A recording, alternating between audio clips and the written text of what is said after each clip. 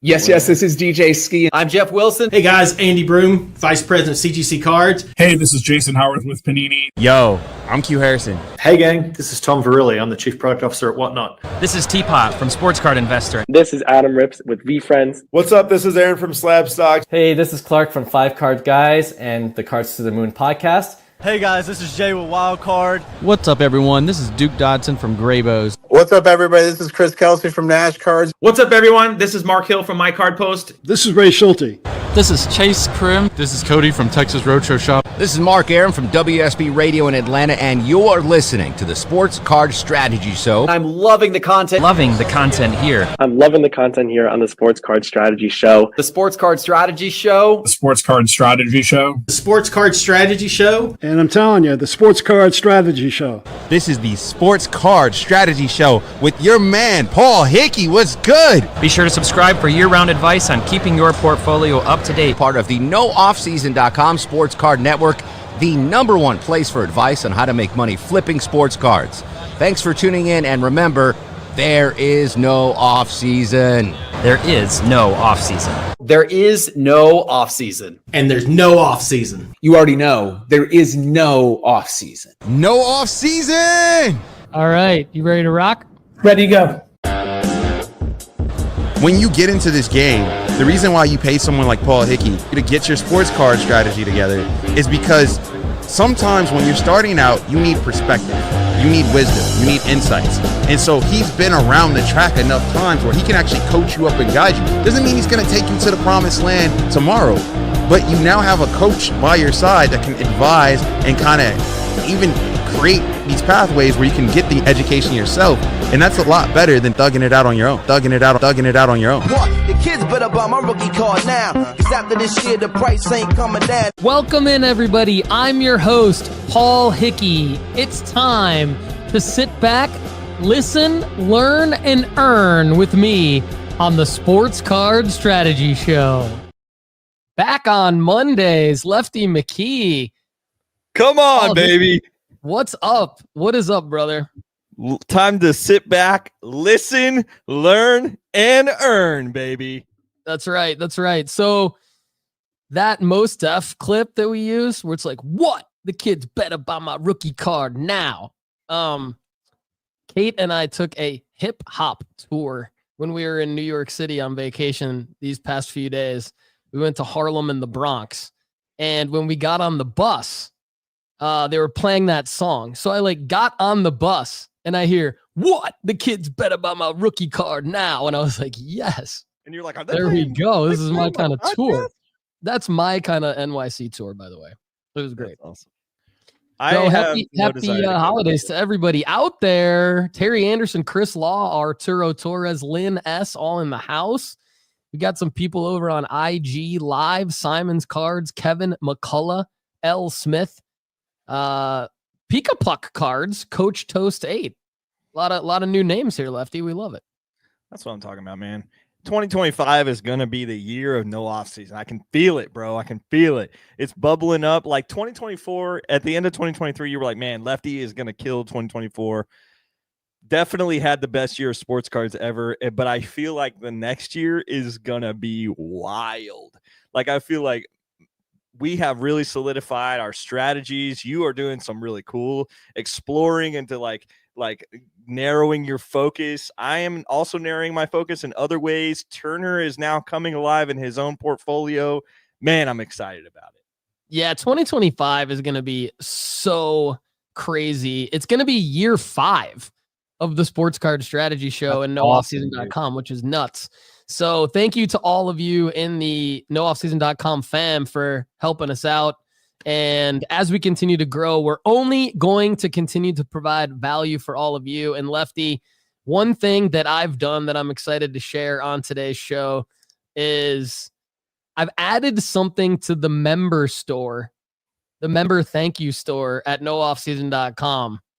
And for those of you who don't know, we have a website called NoOffSeason.com where we think it's the best place to get all the information you need to make money flipping sports cards. There's tools like the sports card rankings. There's personalized advice, premium podcast. There's sports card school. You can track your inventory. And much more. But the member store is like this thing where as you renew your membership, each time your credit card gets charged, I actually give you member points, more member points than dollars, by the way. And then you can redeem those member points for cool stuff in the member store. And I just added this: co-host a podcast with Paul and Lefty.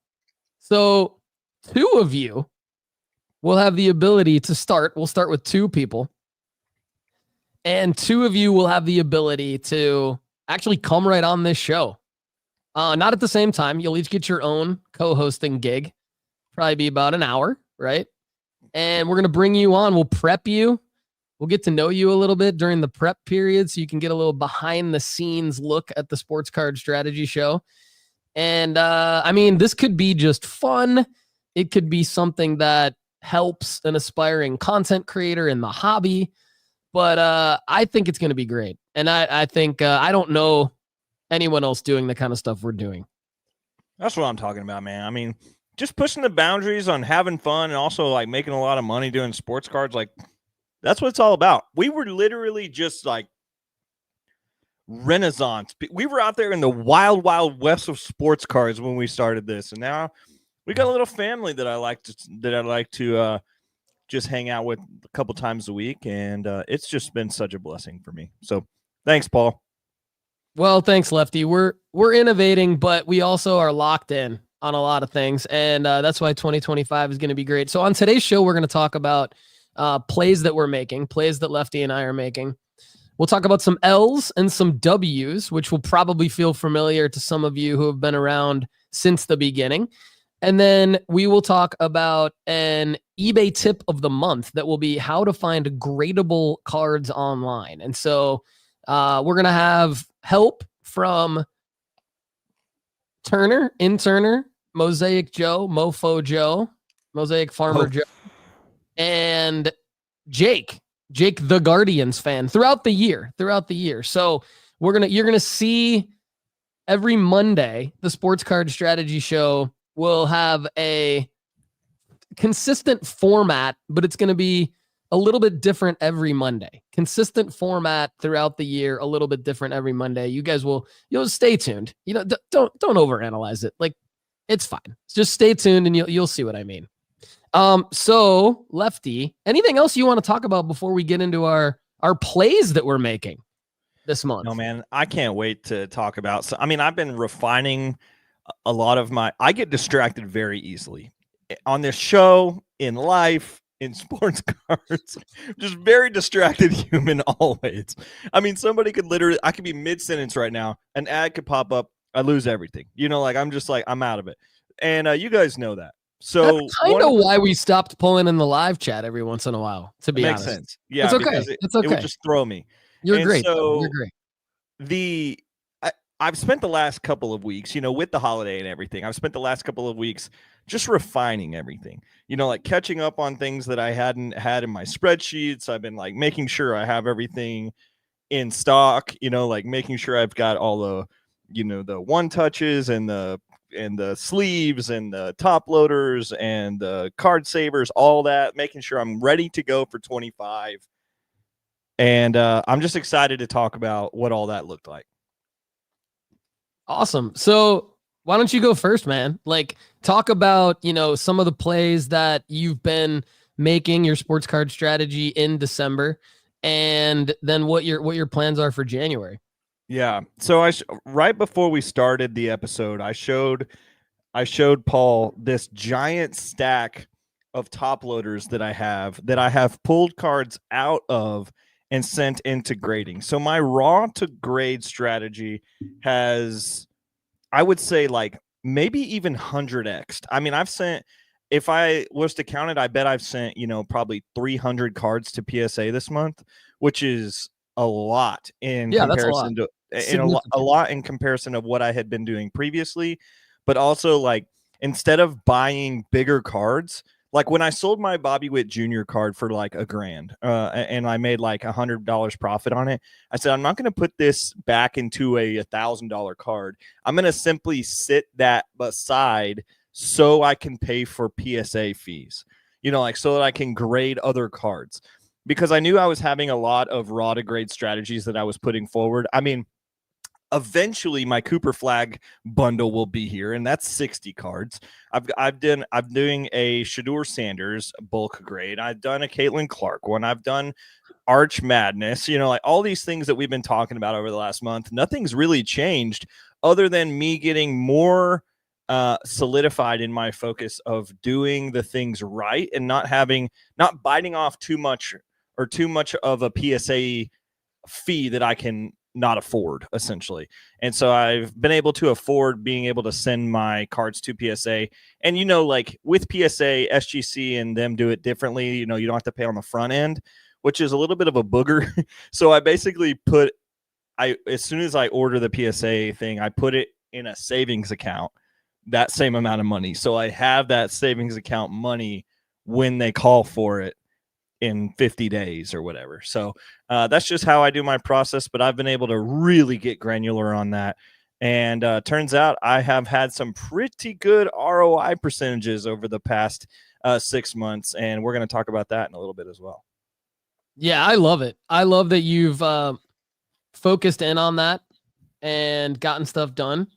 And a lot of people in the live chat feel your pain on the focus. And I think, I do too. And that's why I had to box myself in for 2025, because otherwise it's fun to scroll eBay and look at things. And it's fun to see things on social media and wonder if that's something you should do and all that stuff. But I've come to believe over the last 5 years that it's not fiscally responsible to dip your toe into too many different waters unless you really, really know what you're doing. So, or you have just disposable income, or you have like a fun bucket. I mean, so I love it. There's a lesson at Sports Card School, Establishing Your Why.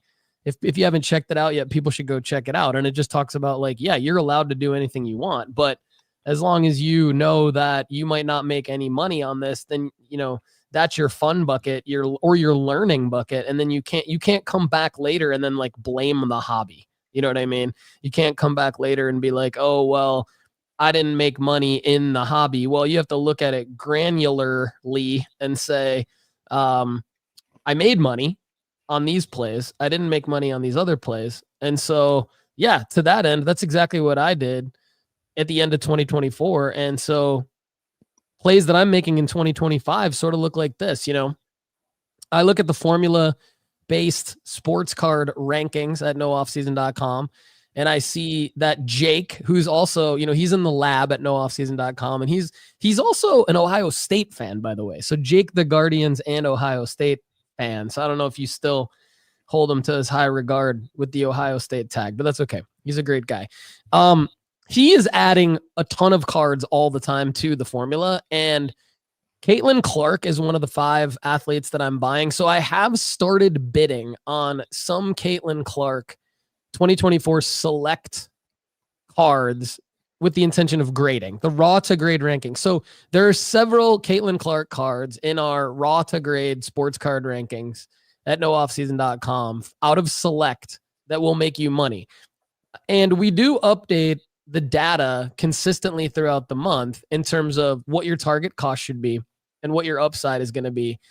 What I have noticed though is I've been outbid.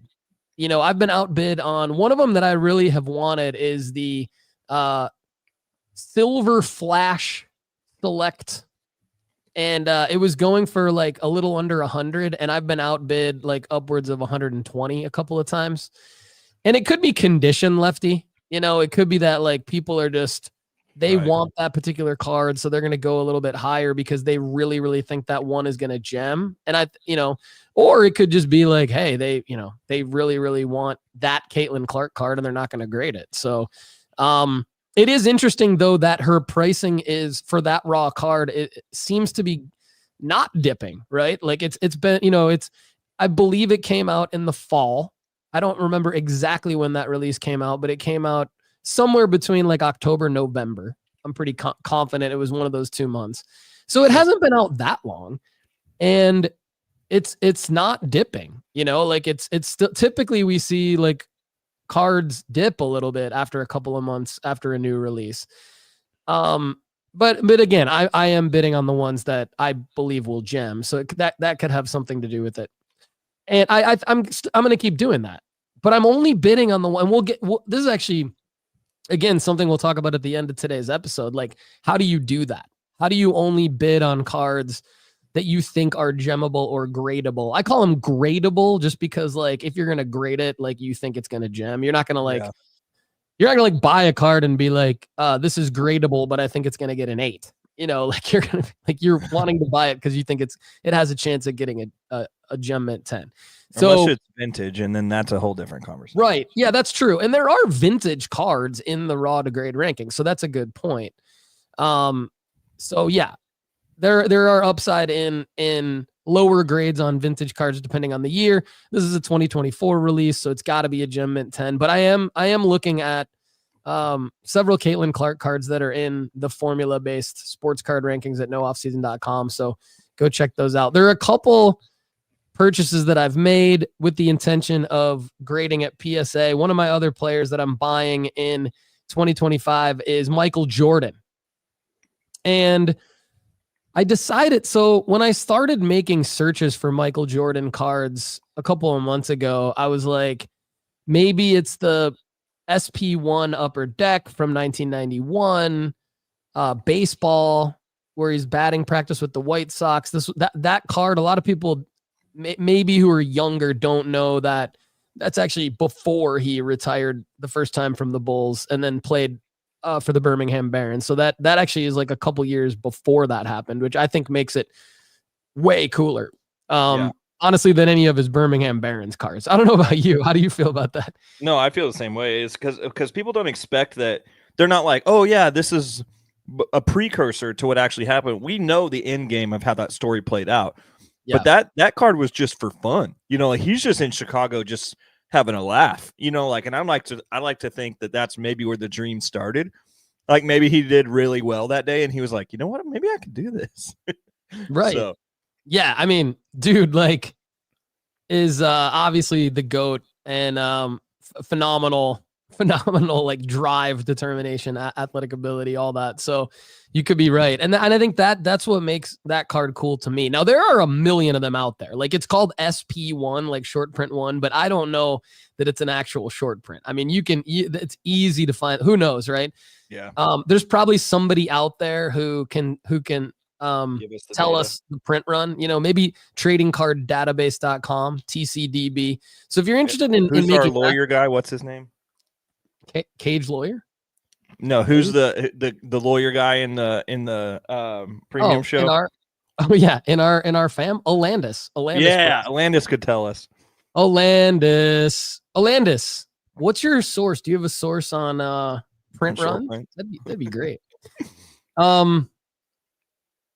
So I searched for that card a lot, and like there is upside in a raw to grade on that card. There's upside in a lot of raw to grade Jordan cards. The problem with a lot of the Jordan cards, even the SP1 baseball card from 1991 Upper Deck, is that they've been altered or trimmed.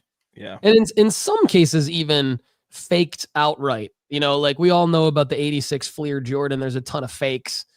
And if it's too good to be true, it probably is when you're looking at the condition of it. Somebody trying to sell it to you for $50 on Facebook Marketplace. I mean, that's not a real card.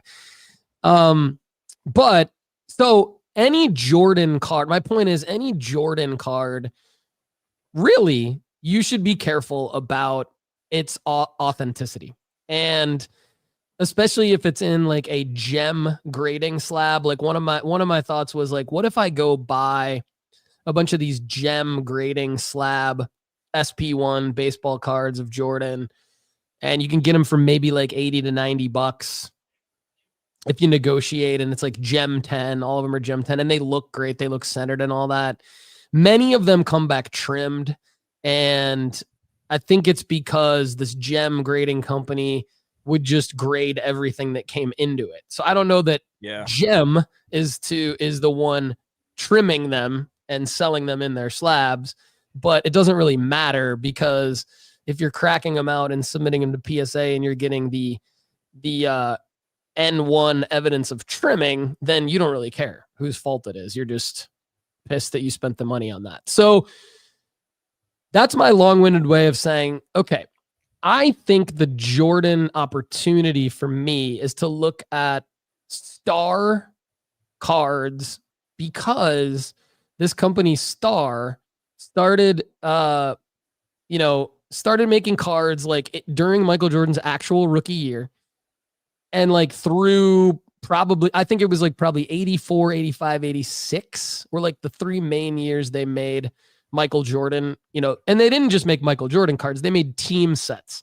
So in these team sets, you have a lot of superstars, and then there's a ridiculous amount of versions of the cards for each superstar in the team. And they were distributed in a different way. They weren't necessarily ripped out of packs like we know that Fleer and a lot, Tops were. They were distributed in different ways than that. And so because of that, there were a lot of fakes and reprints. And because of that, PSA didn't start grading them until 2023, I think, is when PSA actually announced, hey, we're going to actually start grading the star cards. Well, but Beckett, there were a lot of them in BGS slabs. I think there were some in SGC slabs, etc. So in my mind, if there's anything that I can win in an auction type format, or in some way, mainly an auction type format, but even if I can find a comp of a card and I can get it in a best offer, even though I don't love the best offer, then if it still lines up price wise with, I can grade this card at PSA, and even if it gets 2 or 3 grades lower than what this slab is for BGS, there's still a good chance that I can just set it up in a buy it now or best offer and just be patient and wait until somebody buys it or makes me an offer. And so I like that strategy, because when we talk about diversification of sports card portfolio, we've sort of shifted over the last couple of years away from diversifying players, and we've shifted more to diversifying based on when you need to make the sale. Yeah. And so that's why, for me, the Michael Jordan play is kind of I'm going to spend the money on the Jordan cards, and that's going to be the part of my portfolio where I can just wait to make the sale. Whereas the Caitlin Clarks, maybe the Arch Mannings, and the Victor Wembanyama's are going to be more of, hey, I need, I can make sales of them throughout 2025 as I make those plays. And so, I think, I'm excited, so 2 cards that I've bought recently. One is this 1986 Star Michael Jordan number 7, career highlights card. And it is authenticated by eBay. So it's not graded, but it is authenticated by eBay. Again, this is a lot different than a raw to grade play. This one I just won. I won it on one bid. It's from Australia, but I won it for $434 US. Yeah. And it's a BGS 7.5, and it ended at a weird time. We talk about trying to win auctions, ideally, that end at weird times. Well, shout out to all of our brothers and sisters in Australia. We love you. We actually have a lot of listeners from Australia, so we love you. But I lived overseas. I lived in Spain for 5 years, and I know how hard it is sometimes when you're trying to time, what day is it here for me? What time is it here for me? How is that going to translate to when it ends in the US? How do I, and so this one just kind of ended at a weird time in the middle of the day on a Friday. And so I won it, and it's only $434.57 in a BGS 7.5. It's the 1986 number 8, the playoffs card, the 86 playoffs card. And so I'm going to crack. I've got a couple of more of these in my drawer as well. These are the most recent 2 I bought.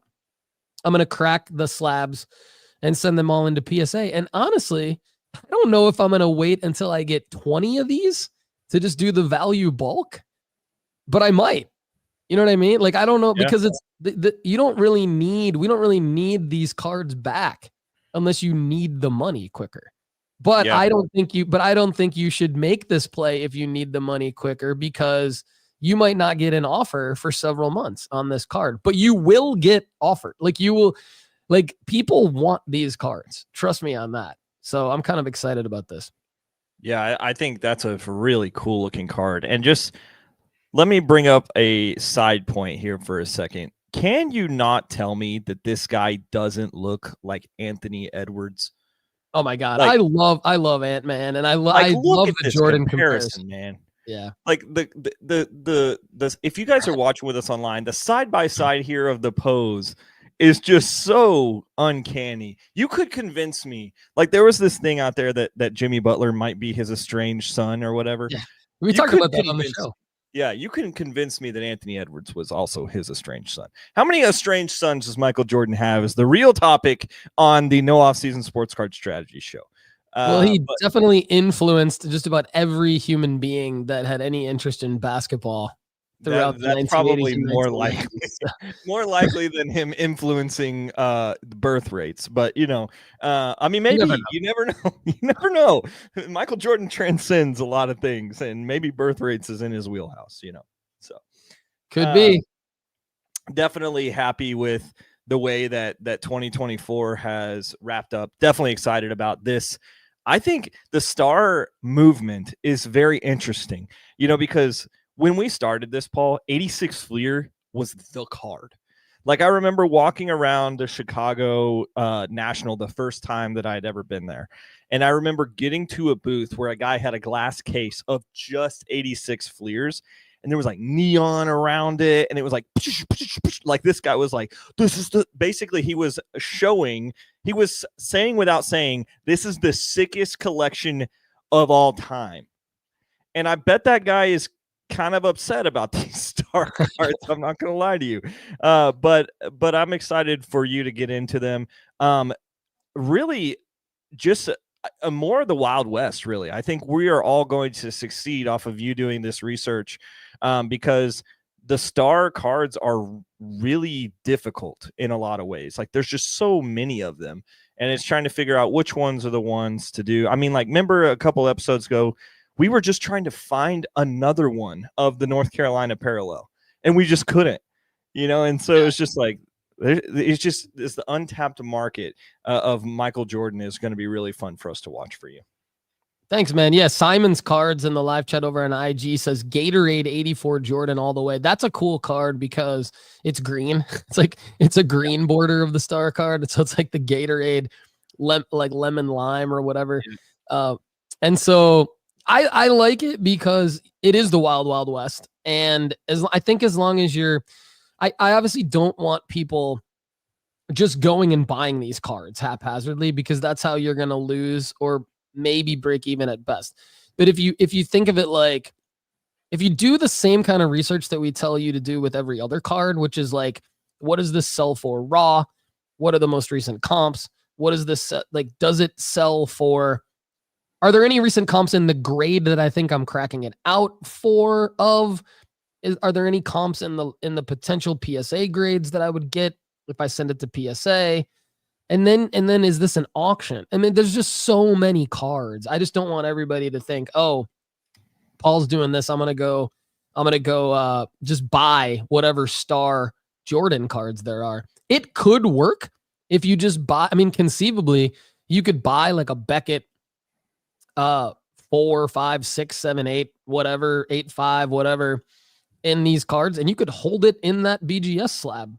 Yeah. And you could list it for, 2 times what you bought it for, and you could field offers and you could make money that way. Like, you don't really need to crack. My play is that simply we don't have decades of this card being in PSA slabs. And so there is in that regard, and with that thought process, comparatively, there's a low pop count, right? Quote unquote, of these star cards in PSA slabs because they just started grading them within the last few years. And so that's why it's like, hey, wait a minute. I don't really know much about these cards, but I want to narrow my focus to get into these. And also, the Caitlin Clark raw to grade, is probably my focus along with that. I think for the Wembanyama, for the Arch Manning, and the Ohtani, I probably need to expedite the Ohtani a little bit. What do you think about that, Kendall? Like, since I'm buying Ohtani in 2025, he's one of my guys. Yeah. And it's December 30th as we have this conversation. I probably need to prioritize the Ohtani plays, don't I? Because the Jordan plays aren't going to really change that much, but the Ohtani pricing's probably about to change quite a bit. Yeah, I would actually say that you should prioritize it now before Roki gets on the scene. Like in the next potentially 12 days, Roki could sign with the Dodgers, which could therefore like vault Shohei's attention. Also, he's going to be pitching again. So, like if there is a three-headed monster of Shohei, Roki, and Yamamoto all on the Dodgers, like that's going to be pretty wild. Like you're going to want cards you're going to want cards before that. And so I would expedite Shohei just because whether or not he gets vaulted by the January success, and I'm not saying you're going to need to buy now just so you can sell in January. That's not what I'm saying. I just don't want to pay. I don't want you to pay January prices after Roki potentially. Now that's speculation play as well. But at the same time, what I do know is that Shohei cards will go up in March and will go up in April.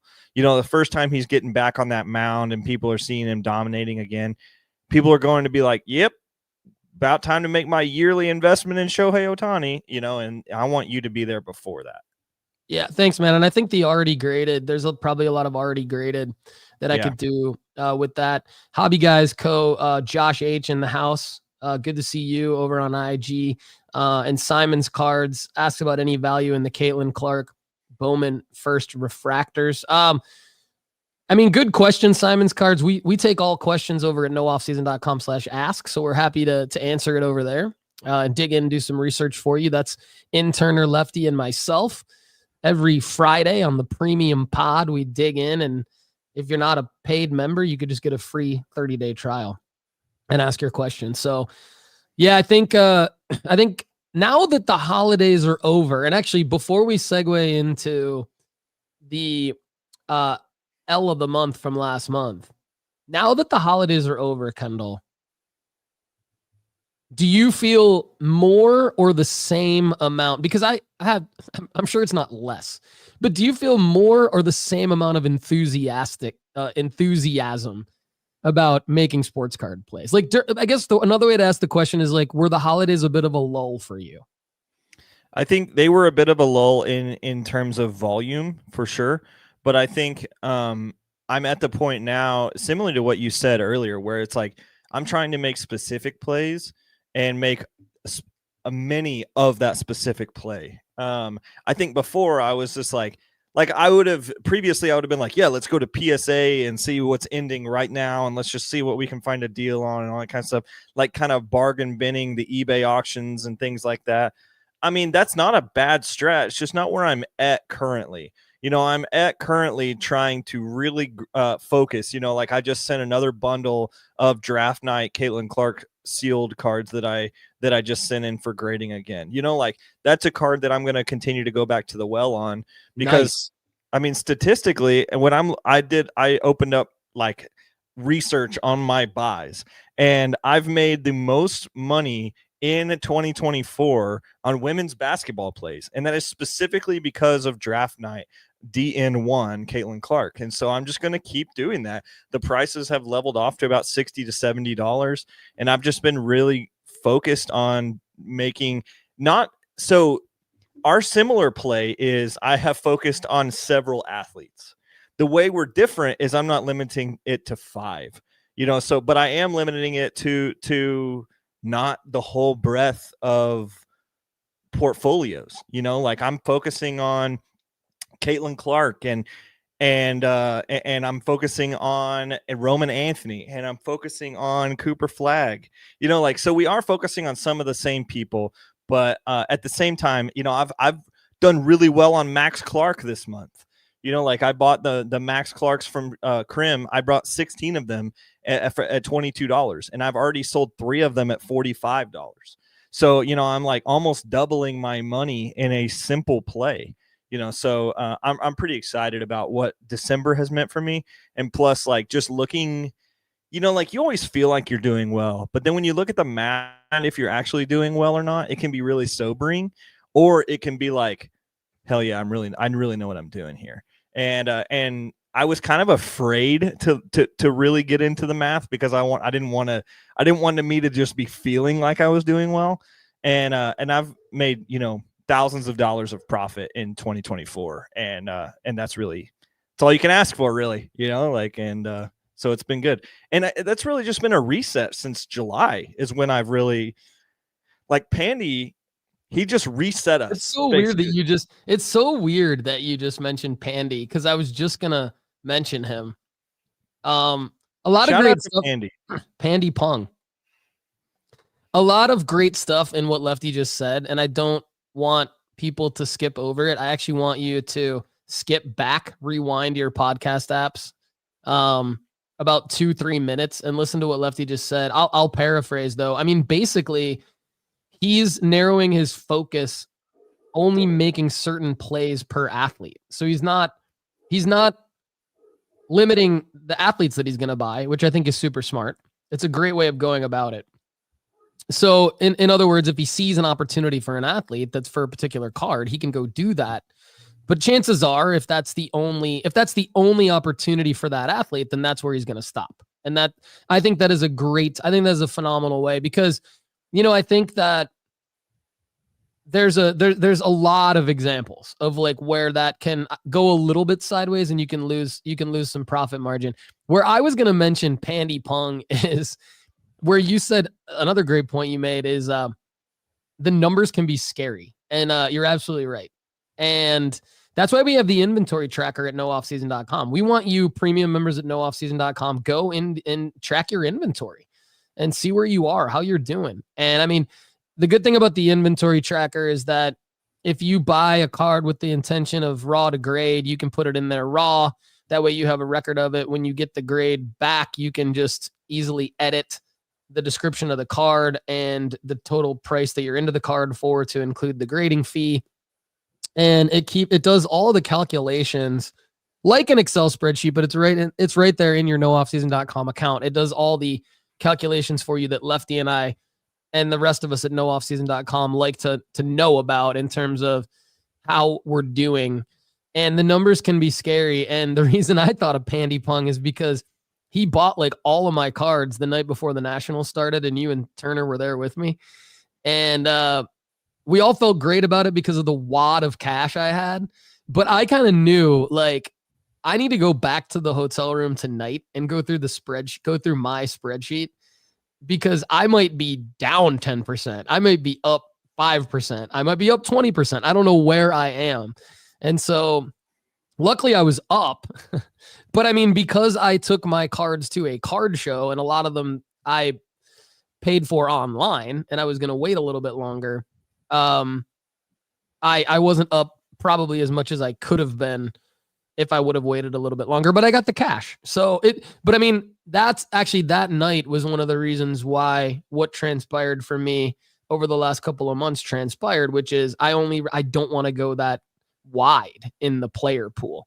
I really don't, because I don't want, the lack of hype in the hobby around a particular guy to all of a sudden affect this card value. And I have like 13 or 20 of those cards. And now all of a sudden it's like, it used to be $100 card a couple weeks ago, and now it's a $72 card, which happens quite a bit.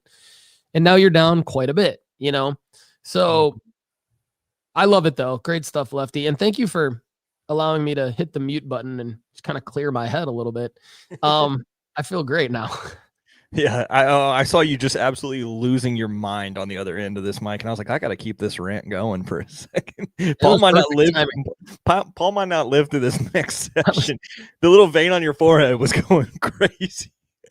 A year ago, I was like, with a couple episodes with Connor, like a year ago, like I had zero voice. So I'm trying to make that not happen this year. So good work. Yeah, in the same way, like, we went back and forth. Like, do we take all of our inventory to the National because we know we're not like in selling range for some of these cards? If we sell them early, we're going to lose money. The same night, I sold thousands of dollars worth of cards to Pandy as well, and I actually came down under my investment in a lot of cards. And it's because I had made bad calls, and so when I made bad calls, like I had a bunch of graded Lazaro Montes chromes and LeBron James Jr. chrome or tins and stuff, and they just weren't what I thought they were going to do when at the time that I needed them to do something. And so I was like, I need to get out of this so I can get some capital back so that I can keep making money rather than just sitting here with a wad of plastic in my case, and so I came out under in that same night, but I came out in a positive mindset because I knew that I was going to take a lesson that I just learned about, like, don't get into dumb cards and start getting into good cards. And I'm up, like $5,000 since July because of taking the loss and then just like collecting myself and being like, I view it as kind of like a GM, like remember when the trust the process stuff happened with the 76ers? And then like, half of the dudes except for him, over all of them didn't work out except for Embiid, like all those guys, Nerlens Noel, the Okafor, I think was his name. There was some other guy. They had like so many bigs they didn't even know what to do with. Fultz and all these guys. There's trust the process. And then after a while, they were just like, we made bad calls on this. We're just going to have to scrap this and start over. And that's what, so, that was my strategy in July. And luckily, in comparison, I'm the Sixers in the playoffs right now, man. I can't, like it worked out, and I kept Embiid, and I sent the rest packing down the river, and like it's been good for me. So that's a great analogy. And I know off the top of my head, I remember a couple of Jared Goff cards that you moved into that were like the right card. Yeah, and he's obviously been the right player. And yeah, you're making a lot of great strategic points for the audience right in there. So definitely everybody take away Lefty's The only lesson. card that I have really lost on in the past 7 months was I bought a $60 Deshaun Watson card that I had to sell for $15. So that was bad. But I only bought one of them. So it was like I knew it was a risky investment. That's why I only bought one. But but Jared Goff and Lamar Jackson and Connor Bedard and all the other plays have been really good. So yeah, to have that 1L is not that bad. It sounds bad in a vacuum, but when you look at the whole picture, it's great. Especially that, I mean, you just even to sell a Deshaun Watson card, I think is an accomplishment. So that's good. Yeah, true that. So I'll go through some of my wins. I mean, luckily, like you, I've had, mainly great wins from last month. And actually we haven't talked about my losses. So I moved too fast. So as many of you know, Lefty and I talked about Tops Now and PaniniAmerica.net instant print on demand cards a lot. Starting in mid-August, we started talking about it. I would say by the end of October, we started to kind of like tell everybody to pump the brakes a bit on buying in. But certainly there were grenades, there were jigglers, there were all sorts of things purchased and graded, right?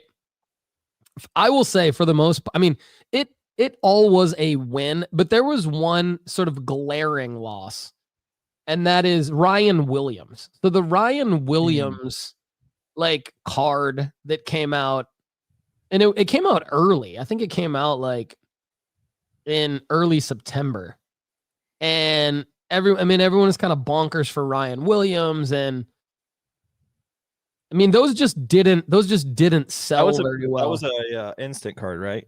It was a Tops Now, and it was I bought and graded 20 of them. I had all 10s. So the grading was great, but the sales were not great. And I think the takeaway for me would be I probably again, this is an example of like having too much going on, which won't be a problem for me in 2025 because I'm narrowing my focus. But with so much going on, I elected to just keep the Ryan Williams cards in my PSA vault and sell them through eBay auctions through PSA. And they just did not sell well. $10, was kind of the low for a PSA 10. The high for a PSA 10 was like $13. So it just wasn't great. It wasn't like horrible because, I was a couple $100 in, maybe closer to $300 all in. And then, like half that, probably lost half that. And that'll happen. So it was an L. And I didn't love it. But I think it's an example of like we can get too excited with some of these guys, and I think that's probably what happened with me. And the Alabama team didn't, that's the other thing is like when you buy a card in season and it's not the right player, and in season they can get injured, they can underperform, their team can underperform, and that Ryan Williams' team underperformed. Like he was great, but his team underperformed, and so nobody really cared about him. So if Alabama would have been in the college football playoffs, if they would have been peaking at the right time, I sold those cards on December 12th. It just was the wrong time to sell those cards. But my thought was sell them now anyway, because at that time, the Bowman Chrome, I was kind of stuck. The Bowman Chrome University firsts of him were hitting the market through the hobby boxes that Topps had released. And so I'm thinking, no one's going to care about these now. So I have to sell them. So it was just like, because people especially people who are new, they might be like, well, why didn't you just hold them? He's going to be good next year, blah, blah, blah. It's because with these Topps Now cards, for the most part, they are just with a few exceptions, which we might talk about if we get on today's episode, we might talk about it, but with maybe one or two exceptions, they're pretty much just like, you get them back from grading, you sell them right away. Yeah. So that was my L. Do you want to go into any of your L? Oh, well, you only talked about one little L, so that was all you had for L. So do you want to go over to your W's? Yeah, I think the W's are a lot more fun to talk about. And honestly, like, I haven't had a bad month. I mean, the most frustrating part of my month has been the Cooper Flag situation where I've been waiting on the cards from Topps, and some people got them, and now I'm not first to the market on a big play that I've made. Like I planned on buying a huge amount for me of these cards and to get them graded instantly. And I'm still going to execute the play. I'm still going to do it. But with these Cooper Flag cards, they ended up being like $9 instead of $4. So the Topps Now are a little bit more expensive than the Panini Instants. They're double, I think. So like I have to sell them for a little more. And so from a PSA standard, I have to go to like, I think to make profit on it, it's like $9 plus I got them graded at around 20. So I have to sell them at like maybe $34 to $35 a pop to break even with the PSA vault, because after 17%, it's got to be more than 35. Luckily, these cards are still selling for more than that. Like I'm not worried about that, but it's just a little bit riskier of a play than I wanted it to be originally. Like it was an absolute layup, pardon the pun, for the Cooper Flag right away. And if I would have gotten him when you guys got him, I think it would have been, I wouldn't be worried at all. But now I'm a little bit worried considering the influx that's about to happen. To answer some of the guys' questions in the live chat, no, I have not gotten them yet. But I already have paid for I went ahead and paid for the PSA grading of all of them because of the PSA winter special or whatever. You don't have to actually have those cards into PSA until January 28th. So I do fully believe that they're going to be here before January 28th, and I'm going to send them all into PSA as soon as I get them. But I've already paid for the submission. Like I've already told them. You already made the submission. Yeah, you've already created the submission form. Like it's in your account. Yeah, that's a good point. Good lesson for anybody who doesn't understand. So PSA allows you to get the submission made online. And if you do that, you don't have, so technically you don't have to have the cards in hand. And you're not going to really get penalized because you could always just delete the submission and redo the submission later if for whatever reason you don't want to submit them to PSA. So smart move by Lefty to just basically say like, hey, I'm going to go ahead and make this submission, print the pages, get ready to ship them off when they get here. And then you have like 30 days or X amount. I think it's 30 days or 20 business days or something like that. It says it on your PSA submission. So yeah, I think you have 30 days to get it in. Yeah. But the W's of this month have been just great. I mean, just focusing on myself has been a W. I was able to get out of a Kaboom that I bought earlier this year. I bought a PSA 10 Kaboom of Christian Pulisic 2018. So it's not his first Kaboom, but I think it's the best looking one. I ended up getting $150 profit on it, which was good. And I used the PSA vault for this. So when they did buy it now, I have some big cards that I didn't want to auction yet, but I thought, with low pop counts on some of the cards that I'm into, I can put them up for what I want to on the PSA website. And what I have noticed is that people are willing to pay more if it's coming from the PSA Vault website. I don't know why, but like, for instance, I started doing this with my Max Clarks. The previous sold on auction was like $30. And I put one up for $40 on PSA's Buy It Now page, from my vault, and it sold in like 3 minutes. And I was like, okay, maybe that's just, like luck of the draw or something. So I posted another one at $45, $5 more than the other one, sold in like 3 hours. And I was like, okay, the Buy It Nows on PSA's website are moving a lot better than Buy It Nows on any others.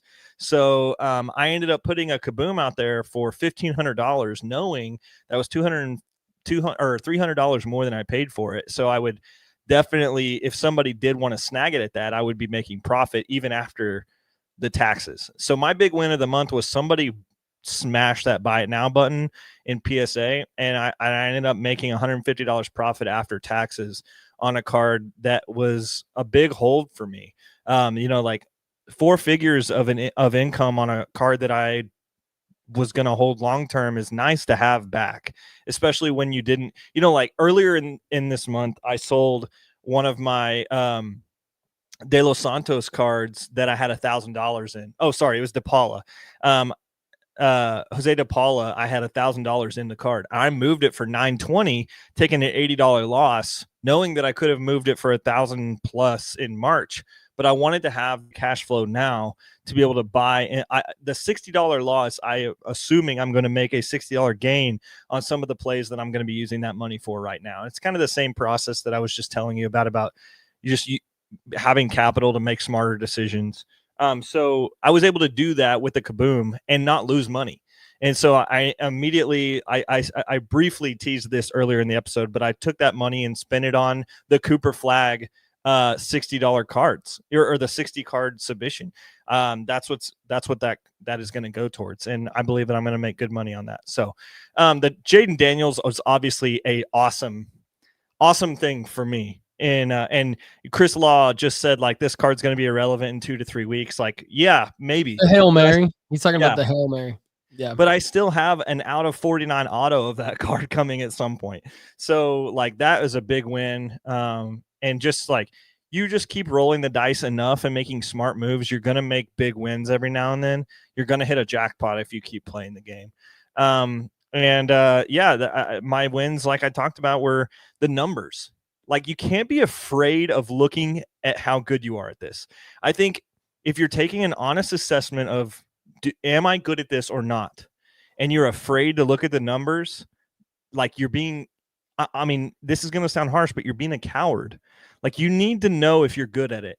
You need to know where your bad takes are. Like, don't just let this be emotional for you. Don't just make this think like, oh yeah, a cash flow is good. Yeah, but cash flow is not exactly profit. Like if you're giving if you're paying $100 and then in a month you're getting 90 back, it may feel like you're getting 90 back out of nowhere, but you're still losing $10 from last month, and so like, don't let the emotion of a cash flow sale like keep you out of taking the statistics of it, because you'll still like a $90 sale might feel great, but then it's not going to feel great when you look at a $10 loss. And does that make sense, Paul? And what Yeah, is what I'm totally. saying, like coming across? You have to look maybe at you that. can clear it up. Yeah, you have to look at that.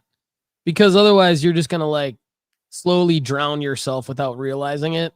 And, you know, you might like a lot of people that listen to our show and a lot of people that are premium members of nooffseason.com have a lot of disposable income, and they spend thousands of dollars a month from their disposable income on sports cards. And that's why I'm so insistent upon like track everything, because it might, to your point, it might feel good like the money's coming in, but is it profit? And while you might have a lot of money, and you might enjoy the hobby, if you're actually losing money, chances are at some point you're going to want to exit, because it's not going to be as fun. And so we want you to learn your lessons and make the tweaks, because it is obviously doable. And a lot of times, I mean, I think flipping sports cards, especially when you're making these bulk plays, is a lot like everything else in life. When I first start doing something, I typically suck at it. Right. And then I want to get better. And then I want to be like, if I really, really love it, I want to be like the best that I possibly can be at it and work really hard to do it. And so I think flipping sports cards is not immune to that same statement. Like, I think you have to be like, if you want to make money, you can enjoy the hobby and you don't have to like work hard. And that's fine. It is a hobby. So you don't have to do that. But if you want to make money, you do have to do what Kendall's saying. You do have to look at the numbers and see like, okay, yeah, I netted $86 from this sale, but how much money am I all into this card and this transaction?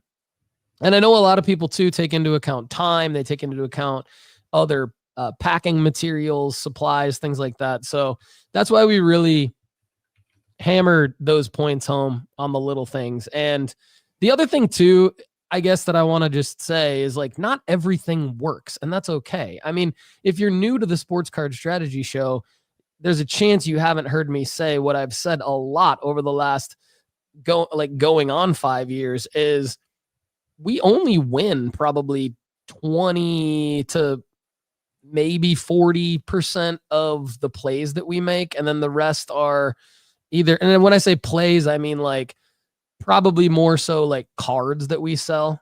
Mm-hmm. And so like cards that like individual cards that we buy and sell. But if we're in the game, then that percentage of wins should far outweigh, from a net profit standpoint, the losses from a net loss standpoint. So, but you won't know that unless you really dig in and give yourself some grace and be like, look, I might not be good at this at first, but I've got to I'm going to try what these guys are saying. I'm going to see how it goes for me. I can try to ask questions as to like what went wrong, but a lot of times it just like, it can be finicky. It can be very, very finicky. And so like, for example, one of my wins is Jaden Daniels 2024 Topps Now number 6.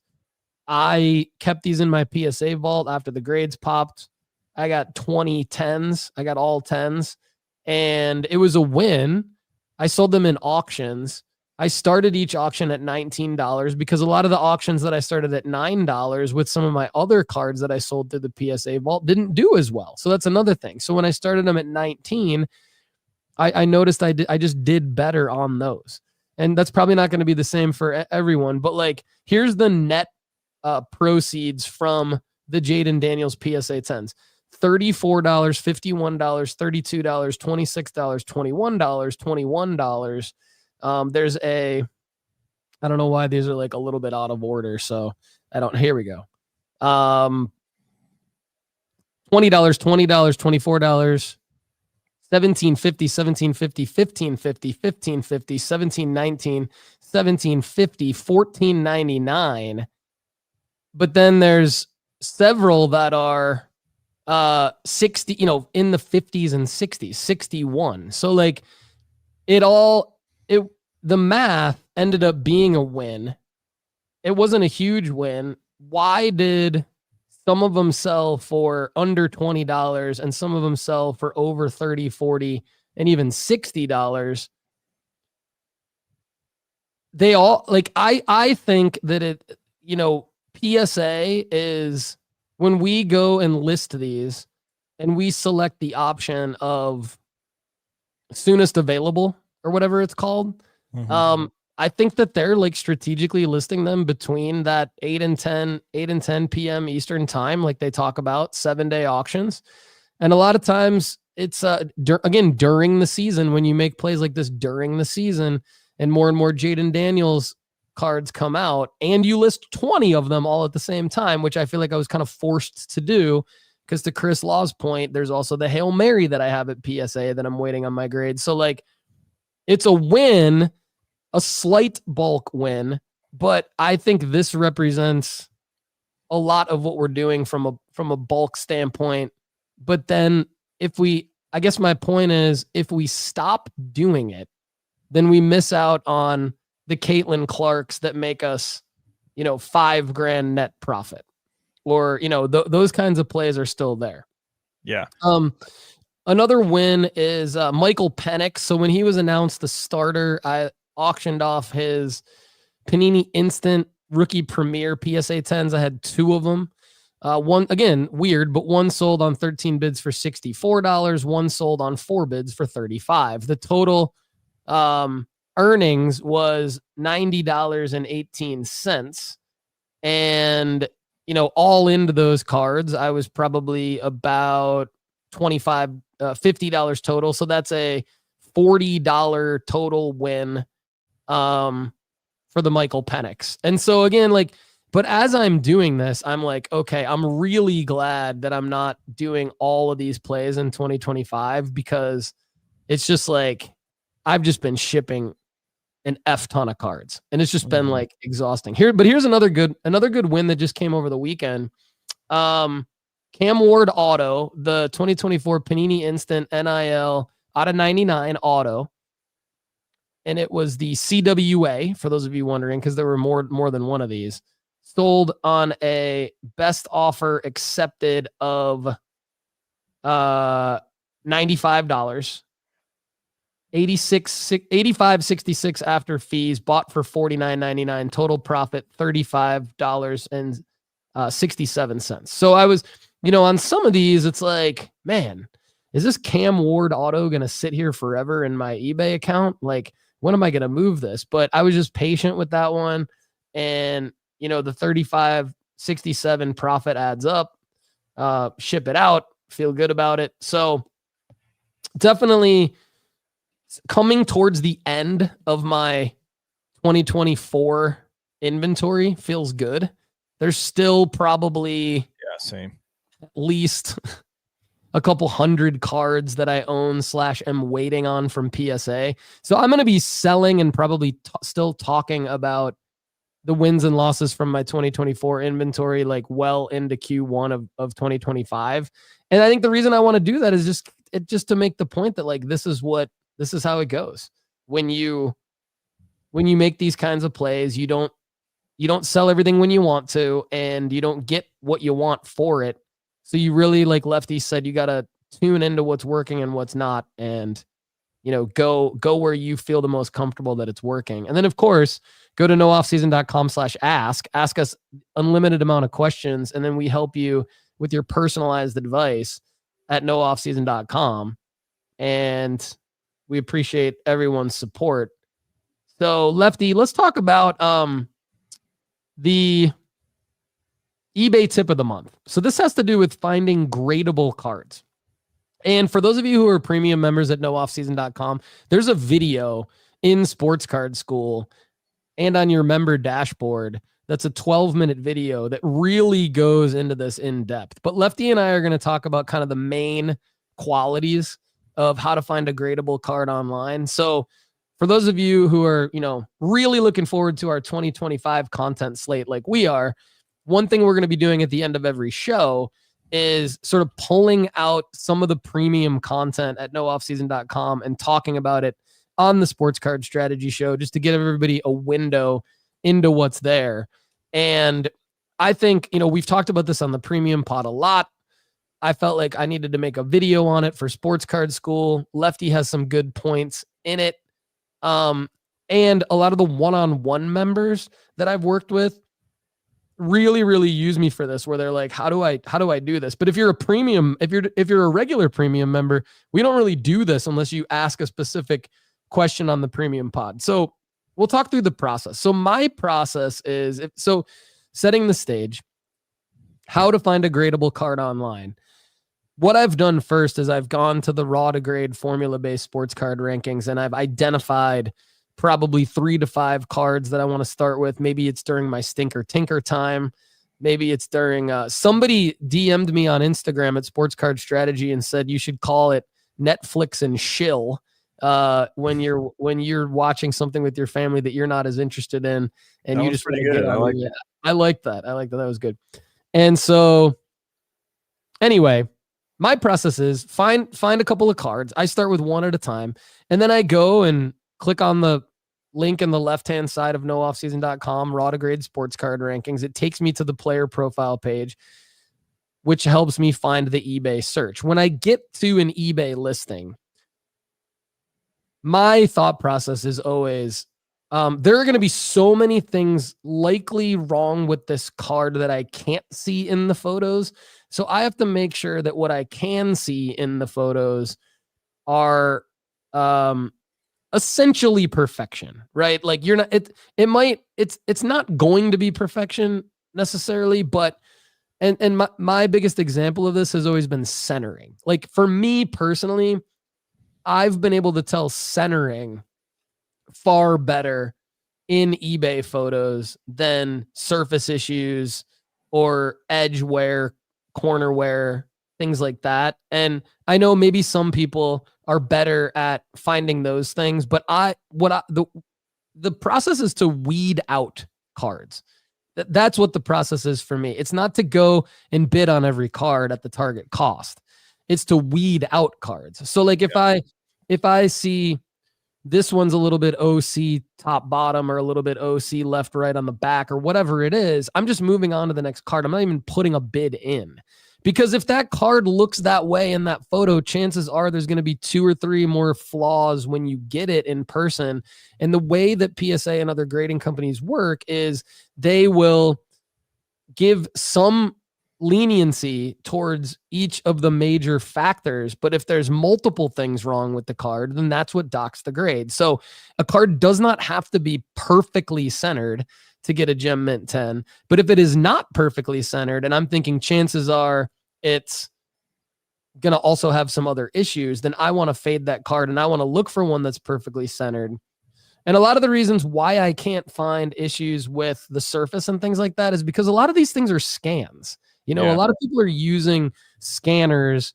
And so you'll see like little nicks and things like that. And to me, it's like, that could be the scanner. That could be something on the top loader that, it could be the angle. I hate when people angle their photos, towards you from the top or really far away. And so I think those are other things that I tend to fade unless I can ask the grader or I can ask the seller, for more photos, and they actually reply and say, yeah, sorry, this was a really bad photo. Here's like a few more.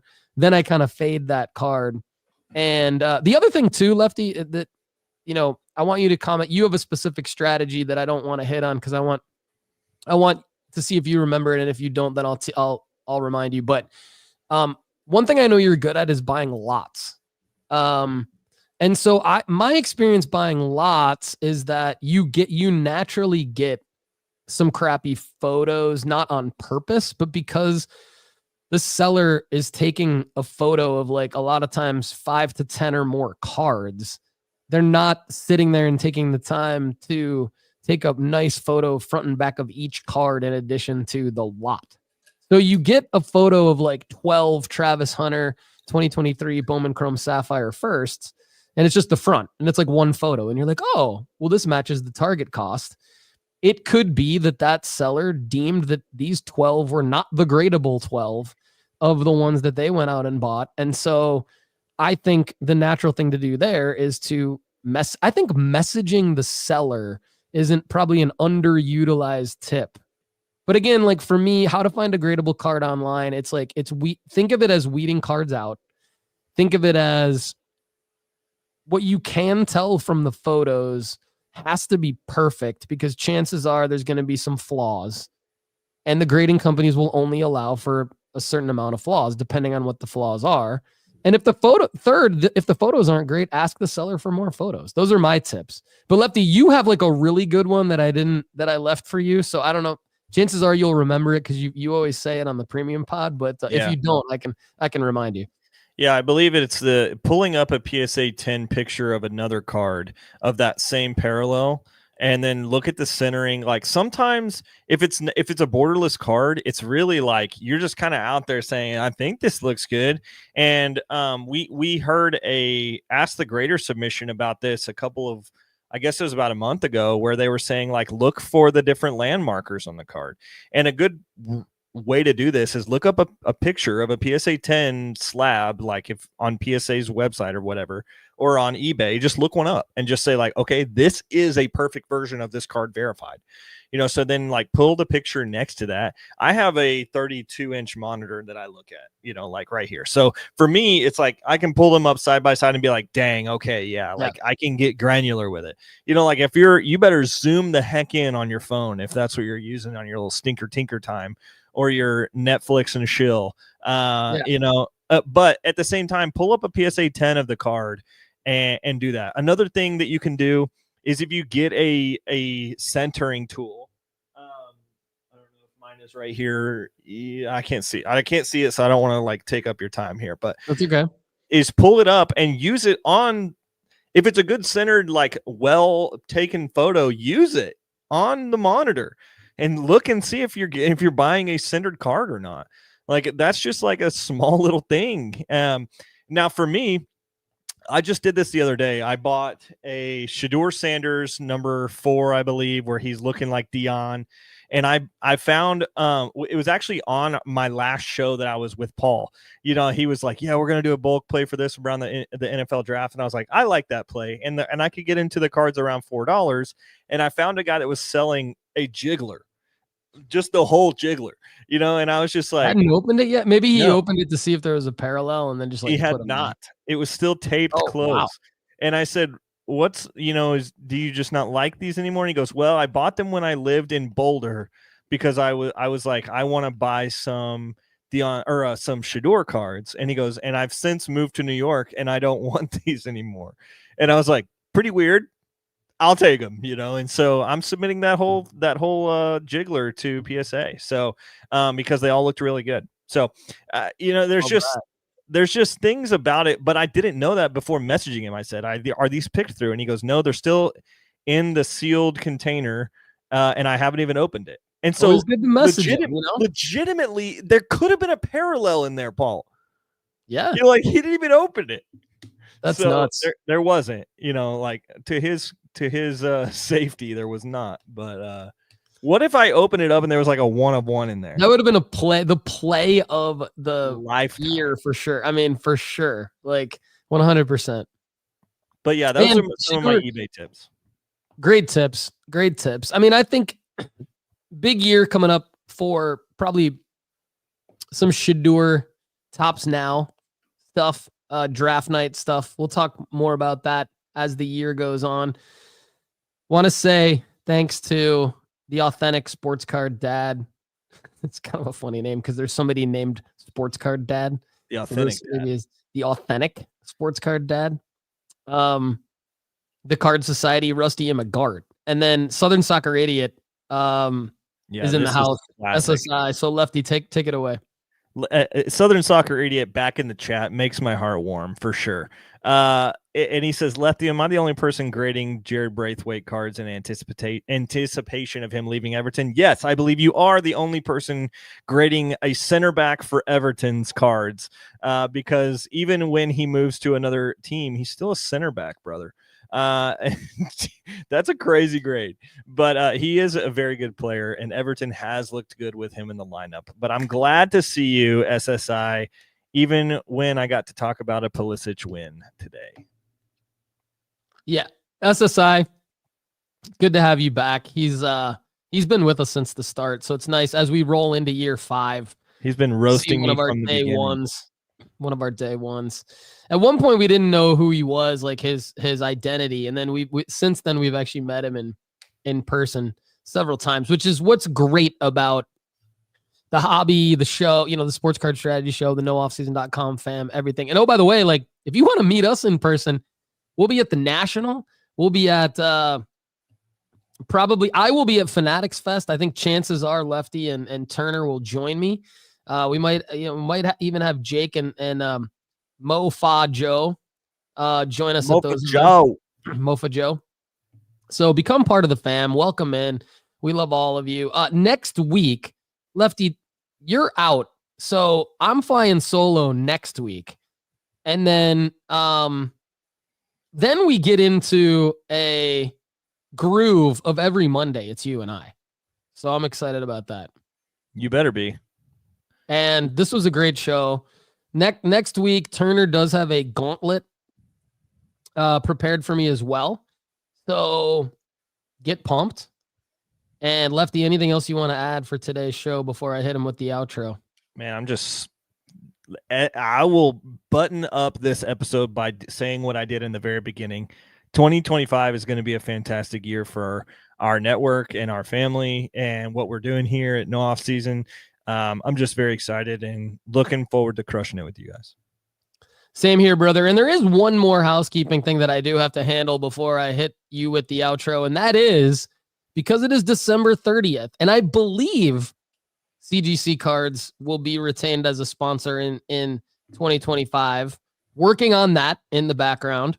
CGC Cards is the perfect place to slab your favorite sports cards. From their crystal clear holders to their affordable pricing, CGC Cards is the perfect stop for your grading needs. Go to cgccards.com to start grading today. And as Lefty mentioned earlier on in the show, we have the Ask the Grader segment on the premium pod with our guy, VP of Cards, Andy Broom at CGC Cards, one of the top graders in the world.